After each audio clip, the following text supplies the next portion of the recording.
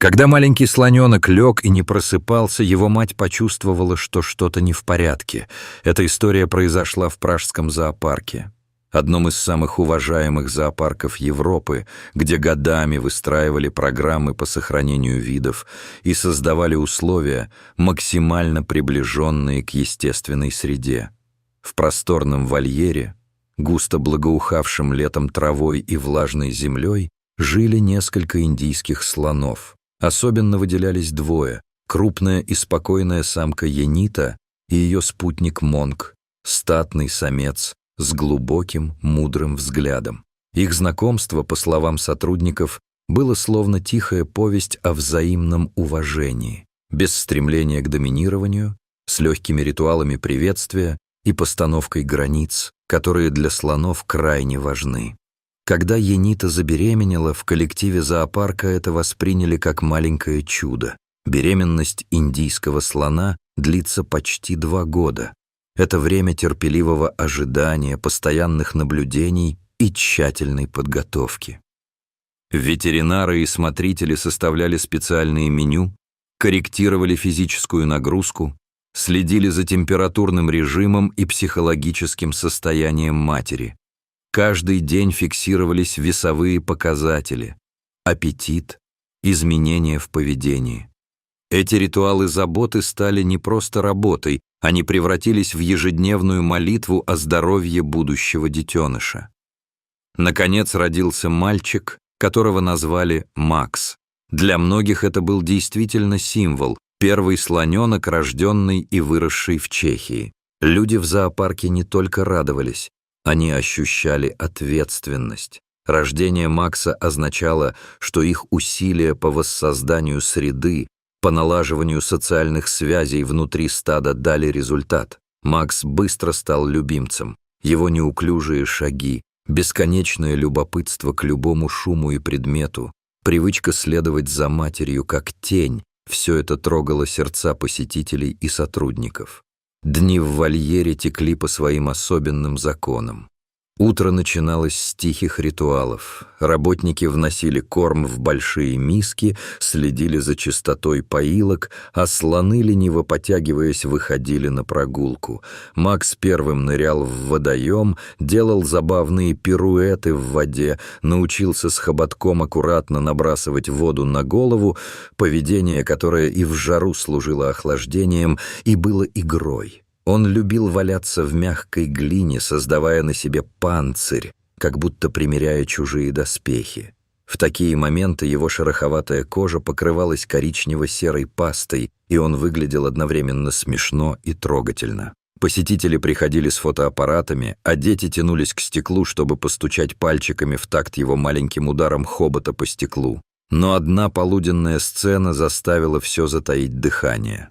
Макс, игравший весь день, подошел к тенистому участку и опрокинулся на бок. Сначала это приняли за привычный отдых. Маленькие слонята иногда устраиваются для сна там, где удобно. Часы шли, а Макс лежал неподвижно. Янита, мать, напряглась и подошла ближе. Она осторожно тронула его хоботом, затем слегка надавила лапой.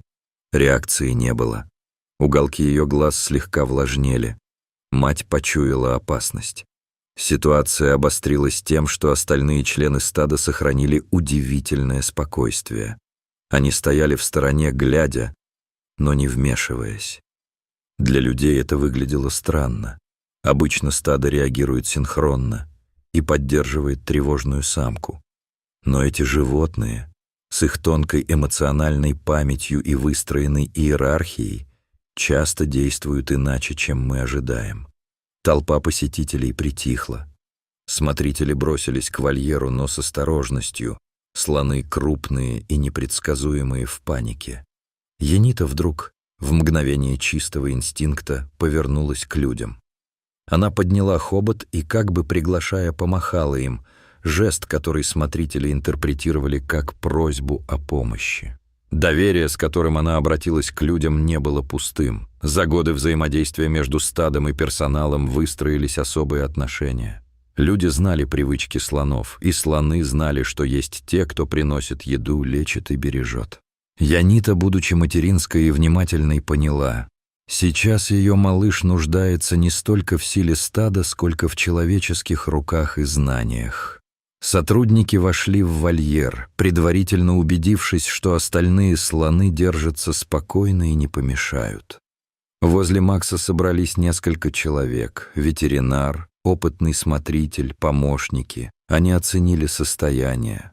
Дыхание было медленным, пульс слабоват, но ритмичный. Работали тихо, как хирурги в операционной. Аккуратно трогали, проверяли зрачки, предлагали прохладную воду, слегка гладили по бокам, пытаясь вернуть слоненка в бодрствование.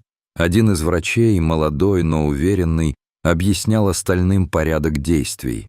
Плавные стимулы, следим за дыханием, не перегружать, если не откликнется, делаем инъекции, но внутри всех витало ощущение невероятной неуверенности. Сердца зрителей замирали с каждой секундой. И вдруг, как будто спустившаяся тишина была прервана звонкой нотой, Макс вдохнул глубоко, задергался и встал.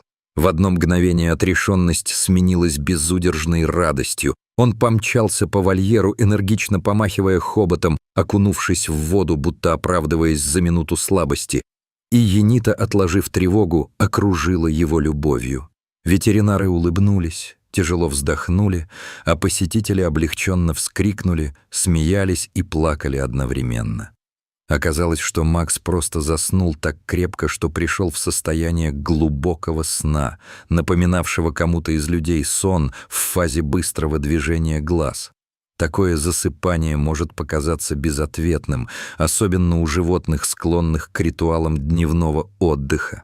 Этот эпизод стал не просто сценой спасения, а символом взаимного доверия.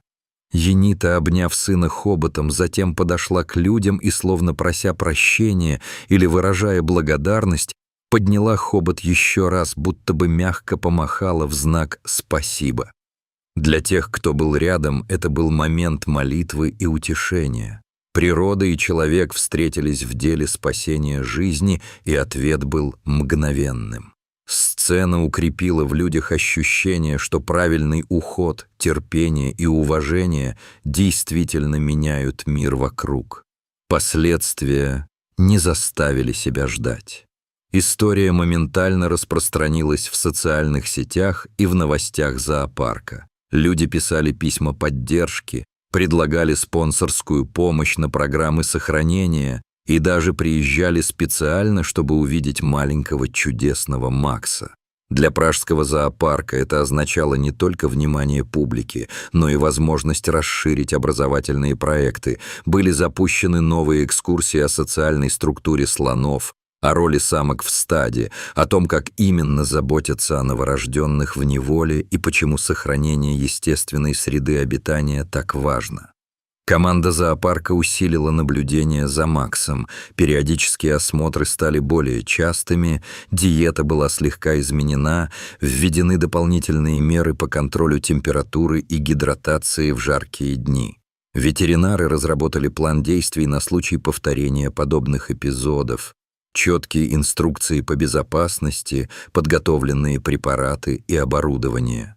Но наряду с практическими мерами сотрудники отмечали и психологический эффект. Для многих из них этот случай стал напоминанием, почему они выбрали свою профессию.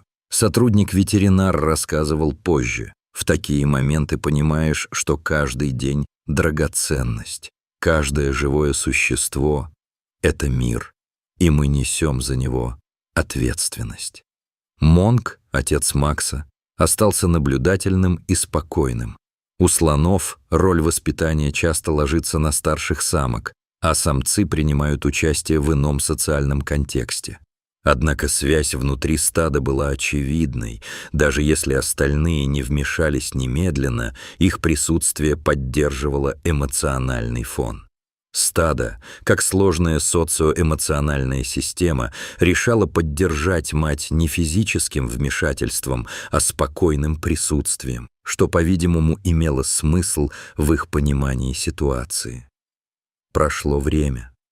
Макс вырос и стал все более раскованным и самостоятельным. Он научился аккуратно брать фрукты, играть с другими слонятами, проявлять лидерские нотки в играх, но все равно возвращался к матери в трудные моменты. Сотрудники заметили, что после того случая мать и сын стали еще ближе. Янита внимательнее слушала его дыхание, следила за каждым рывком, а Макс, видимо, понял, что мир людей не только источник пищи, но и безопасность в моменты опасности. Это открытие стало источником дискуссий в научных кругах о границах взаимодействия диких животных и человека в условиях зоопарка. Где проходит грань, как сохранить естественность, но при этом обеспечить защиту и уход. История Макса стала предметом выставок и образовательных материалов. Школьные экскурсии превращались в уроки эмпатии. Дети узнавали о том, как важно бережно относиться к животным, почему исчезновение экосистемы наносит урон не отдельным видам, а всей планете. Люди приходили и приносили небольшие подарки, книжки, мягкие игрушки для детской зоны, а некоторые жертвовали средства на исследования и программу по защите индийских слонов в дикой природе. Однако вместе с теплой реакцией возник и серьезный посыл. В дикой природе индийские слоны теряют свои дома из-за вырубки лесов, фрагментации территорий и конфликтов с людьми. Пражский зоопарк, как и многие другие современные зоопарки, стал не только местом временного убежища для животных, но и платформой для научных исследований, реабилитации и просвещения общественности. Макс, хоть и жил в вольере, стал живым послом своей диких собратьев. Его история привлекла внимание к глобальной проблеме и послужила напоминанием, что каждый вид на планете взаимосвязан с другими и с нами. В конце концов, история Макса и Яниты — это не просто трогательный эпизод спасения животного. Это рассказ о доверии, о тонких связях между представителями разных видов, о том, как внимание и забота могут изменить исход даже самых тревожных ситуаций. Для сотрудников зоопарка это был урок профессионализма и человечности, для посетителей — напоминание о важности сострадания, для науки — повод задуматься о способах сохранения природы. А для самого Макса это лишь одна из многих страниц его жизни, страницы, на которых переплетаются игра, познание мира и крепкая материнская любовь, которая однажды привела его к людям за помощью и получила ее.